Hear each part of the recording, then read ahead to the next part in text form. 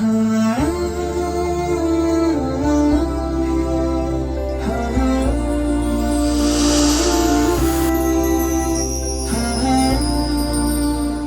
علیکم ورحمۃ اللہ وبرکاتہ۔ محترم ناظرین،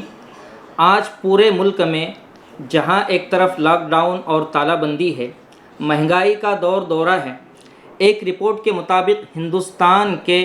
غریب لوگ 17 روپیے میں زندگی گزارنے پر مجبور ہیں اور 60% گرامین اور دیہاتی آبادی صرف 35 روپیے میں اپنی زندگی گزر بسر کرتی ہے۔ سماج میں اور تجارت کے میدان میں پچھڑے طبقے کے لوگ طبی سہولتوں اور میڈیکل فیسلٹیز سے بالکل یا کم و بیش محروم ہیں۔ وہیں دوسری طرف مسلمان تاجر، دکاندار اور کاروباری حضرات ہر کس و ناکس سے، خواہ وہ امیر ہو یا غریب، فقیر ہو یا ملنگ، اخلاق و مروت کے خلاف حد سے زیادہ نفع حاصل کر رہے ہیں۔ اگرچہ شریعت نے زیادہ سے زیادہ نفع لینے کی کوئی حد مقرر نہیں کی ہے، مگر اخلاق اور مروت کے خلاف نفع خوری کی یہ عادت خود ہماری اپنی ذات کے لیے اور پورے سماج اور معاشرے کے لیے نقصان دہ ہیں، اور دعوت دین اور تبلیغ دین کے راہ میں ایک رکاوٹ بھی ہے۔ اس لیے مسلمان تاجروں، دکانداروں اور کاروباری حضرات کو چاہیے کہ لاک ڈاؤن اور تالہ بندی کے زمانے میں، مہنگائی کے اس دور میں، یتیموں، مسکینوں، غریبوں، فقیروں اور بیواؤں کا زیادہ سے زیادہ خیال کرے، ان کے ساتھ ایثار اور ہمدردی کا معاملہ کرے، اور خود غرضی جیسی صفت سے اپنے آپ کی حفاظت کرے۔ خود غرض انسان یہ ہر وقت اپنی کائنات میں الجھا رہتا ہے کہ کس طرح سے زیادہ نفع کمائے، کیسے وہ زیادہ سے زیادہ دولت اور پیسہ کمائے، کیسے وہ زیادہ سے زیادہ شہرت اور عزت کمائے۔ اور ایثار یعنی ہمدردی کا جذبہ، یعنی انسان کے دل میں یہ جذبہ ہونا کہ میں اپنی راحت کو قربان کر دوں اور اپنے مسلمان بھائی کو راحت پہنچاؤں، اپنے اوپر تھوڑی سی تکلیف برداشت کر لوں اور اپنے مسلمان بھائی کا دل خوش کر دوں۔ گویا اس نفع و ضرر کی دنیا میں یہ ہم نے لیا ہے درس جنوں، اس نفع و ضرر کی دنیا میں یہ ہم نے لیا ہے درس جنوں، اپنا تو ضیاء تسلیم مگر اوروں کا ضیاء منظور نہیں۔ یعنی اپنا نقصان کر لینا منظور ہے مگر اوروں کا نقصان منظور نہیں۔ یہی وہ سبق ہے جو نبی کریم صلی اللہ علیہ وسلم نے ہمیں عطا فرمایا، اور صحابہ کرام رضی اللہ عنہم کی سیرت میں اور پچھلی امتوں کے صالحین کی سیرت میں اس کی متعدد مثالیں موجود ہیں۔ ایک مرتبہ حضور اقدس صلی اللہ علیہ وسلم کے پاس ایک مسافر آئے، وہ تنگ دست تھے۔ آپ صلی اللہ علیہ وسلم نے صحابہ سے درخواست کی کہ اگر کوئی شخص ان کی مہمان نوازی کر دے تو بہت بہتر۔ چنانچہ ایک انصاری صحابی حضرت ابو طلحہ رضی اللہ تعالی عنہ اٹھے، ان مہمان کو اپنے گھر لائے اور اپنی بیوی کو اس بات کی اطلاع دی کہ آج ہمارے گھر مہمان آئے ہیں، ان کی مہمان نوازی کرنا ہے۔ بیوی نے جب یہ سنا تو کہنے لگی کہ ہمارے گھر میں صرف اتنا کھانا ہے کہ جو ہمارے بچوں کو بس ہو سکتا ہے، یعنی صرف ہمارے بچوں کے لیے کافی ہے۔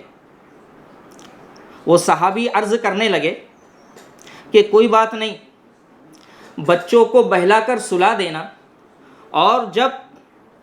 دسترخوان پہ کھانا لگا دے تو چراغ کو بجھا دینا۔ چنانچہ ایسا ہی کیا۔ جب دسترخوان پر مہمان کے ساتھ میں وہ بیٹھے تو ان کی بیوی نے چراغ کی بتی گل کر دی، اور حضرت ابو طلحہ رضی اللہ تعالیٰ عنہ اس مہمان کے سامنے اپنا ہاتھ اندھیرے میں دسترخوان پر لے جاتے اور اپنے منہ تک لاتے اور اپنے مہمان کو یہ تاثر دیتے رہے کہ گویا میں بھی کھانا کھا رہا ہوں، یہاں تک کہ جب مہمان پیٹ بھر کر کھانا کھا چکے تو آپ اور آپ کی بیوی اور آپ کے بچے پوری رات بھوک کے ساتھ بسر کیے۔ جب دوسرے دن حضور پاک علیہ الصلاۃ والسلام کے دربار میں پہنچے تو آپ صلی اللہ علیہ وسلم نے حضرت ابو طلحہ کو دیکھ کر بڑی خوشی کا اظہار فرمایا اور ارشاد فرمایا کہ رات کو آپ نے جو بات کی، جو معاملہ آپ کے ساتھ رات میں پیش آیا،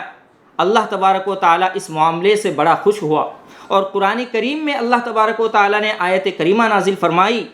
وَيُؤْثِرُونَ عَلَىٰ أَنفُسِهِمْ وَلَوْ كَانَ بِهِمْ خَصَاصَةٌ کہ سخت تنگ دستی اور مفلسی کے حالت میں بھی اپنے اوپر دوسروں کا ایثار کرتے ہیں، یعنی ان کو ترجیح دیتے ہیں۔ اسی طرح پچھلی امتوں میں ایک شخص تھا، جب اس کا انتقال ہو گیا اور اللہ کے دربار میں اس کی پیشی ہوئی تو اللہ تبارک و تعالیٰ نے فرشتوں سے عرض کیا کہ کیا اس شخص کے نامہ اعمال میں کوئی نیکی اور ایسی عبادت ہے کہ جس سے اس کی مغفرت ہو جائے؟ فرشتوں نے عرض کیا کہ اے باری تعالیٰ، اس کے نامہ اعمال کے اندر ایسی کوئی عبادت اور ایسی کوئی نیکی نہیں ہے جس سے اس کی مغفرت کی جا سکے۔ ہاں، ایک چھوٹی سی نیکی اور ایک چھوٹا سا عمل اس کے نامہ اعمال کے اندر لکھا ہوا ہے، وہ یہ ہے کہ جب یہ شخص بازار میں کوئی چیز خریدنے کے لیے جاتا تو بیچنے والے سے کبھی جھگڑا نہیں کرتا، بیچنے والے سے کبھی بھاؤ تاؤ میں زیادہ کمی بیشی کرنے کی کوشش نہیں کرتا، جو بھاؤ سامنے والا طے کر دیتا، جو ریٹ سامنے والا طے کر دیتا، اسی ریٹ اور اسی بھاؤ میں وہ سامان خرید کر اپنے گھر واپس آ جاتا۔ ایسے ہی جب یہ شخص کوئی سامان بیچنے کے لیے بازار جایا کرتا تھا تو اگر خریدنے والا غریب شخص ہوتا تو اسے قیمت کم لگا کر وہ سامان بیچتا، اور اگر کوئی آدمی اس سے قرض لیتا تو یہ شخص، اور اگر کوئی شخص اس سے قرض لیتا اور وہ اس قرض کو ادا کرنے کی طاقت نہیں رکھتا تھا تو وہ اس کے قرض کو معاف کر دیا کرتا تھا۔ اللہ تبارک و تعالیٰ نے فرمایا کہ جب میرے بندوں کے ساتھ میں اس کا یہ معاملہ ہے کہ یہ ان کو معاف کر دیا کرتا تھا تو میں تو پروردگار ہوں، لہٰذا مجھے اس بات کا زیادہ حق ہے کہ میں اس کے گناہوں کو بخش دوں، اور اس چھوٹے سی نیکی اور اس چھوٹے سے عمل کی وجہ سے میں اس کی مغفرت اور بخشش کر دوں۔ چنانچہ اللہ تبارک و تعالیٰ نے فرشتوں سے مخاطب ہو کے فرمایا کہ میں نے اس شخص کو معاف کر دیا۔ میرے مسلم تاجر بھائیوں، ہمیں بھی چاہیے کہ ہم لاک ڈاؤن اور تالہ بندی کے زمانے میں